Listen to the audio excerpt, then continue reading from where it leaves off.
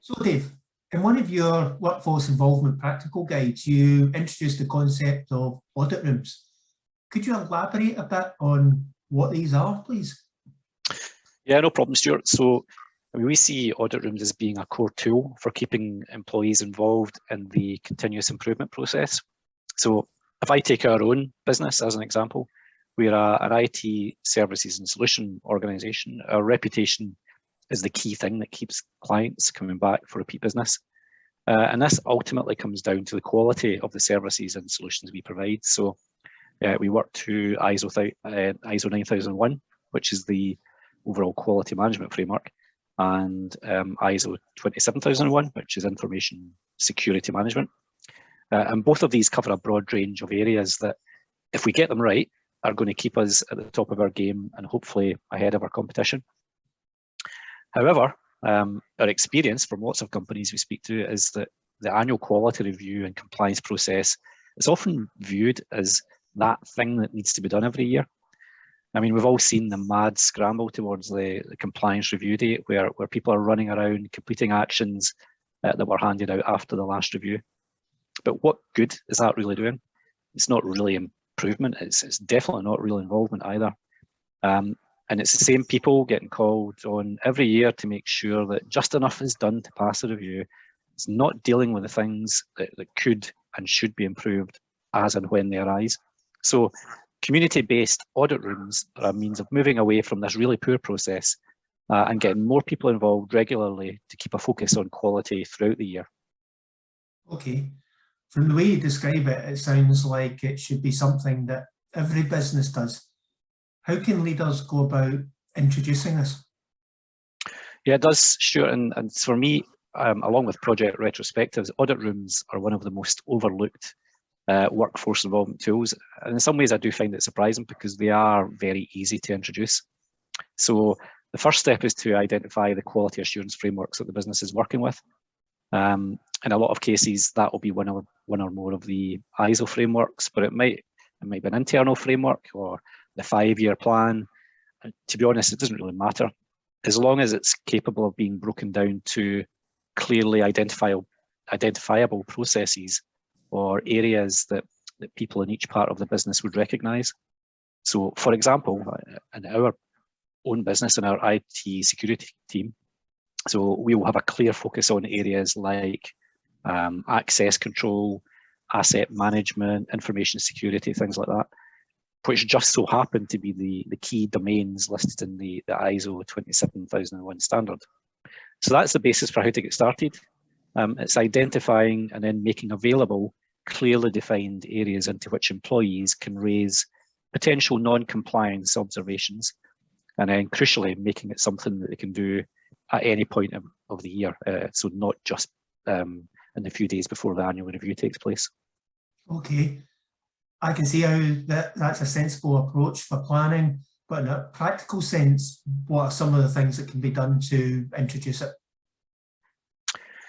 Yeah, so I mean, in our view, creating communities in an online platform is the best and most efficient way of introducing this. So this lets the business describe and reinforce the key drivers and KPIs of each community and keeps employees who are a member of each community focused on the things that really matter.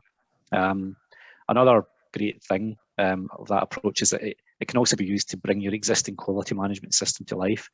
So by sharing links from that quality management system directly into your community, so you're getting links directly to existing policy and process documentation.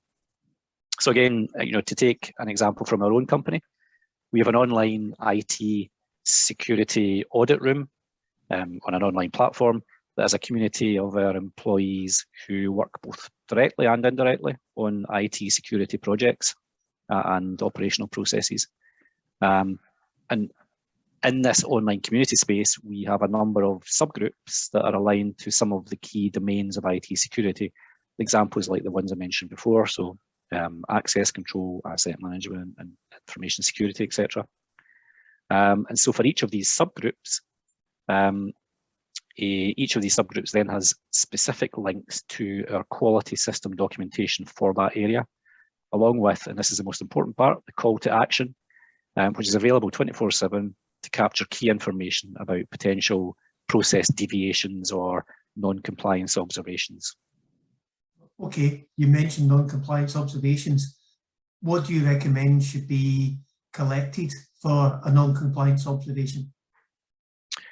Yeah, so the emphasis has really got to be about collecting information that's going to help the person who's going to be reviewing the potential non-compliance. So just bring this up on the screen. So first of all, your observation. So what's the thing that deviates from the stated policy or the performance expectations? What process or policy area does it affect? And if you can provide a link to that, all the better. It's going to help the person dealing with it confirm that it is actually an issue and address it as quickly as possible. Who are the affected parties? That's going to help the person addressing it to go and have a chat with those people and actually confirm that the impact is as stated. And finally, the impact itself, and that's going to help the person addressing it prioritise making some changes happen.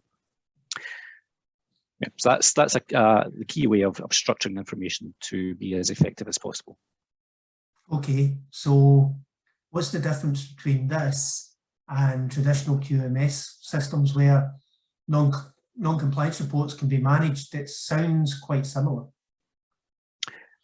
Yeah, it's a good question, Stuart. I think there are a couple of elements to this. So the first is the community aspect. So a traditional QMS isn't normally designed to be opened up for non-compliance submissions from potentially everyone in the business. So in other words, they haven't really been designed to promote involvement, knowledge sharing, and learning right across local teams. The second thing, and this is really important in our view, is facilitating a regular communication process. And so by that, what I mean is using things like automated reminders and notifications that bring people into the conversation when something changes. So that could be when a new non-compliance report is submitted that might benefit from some group discussion, or when a plan for addressing an observation has been added, or when an improvement has been put in place. So yeah, certainly in our experience, community-based online platforms tend to be a really good at building involvement in this way.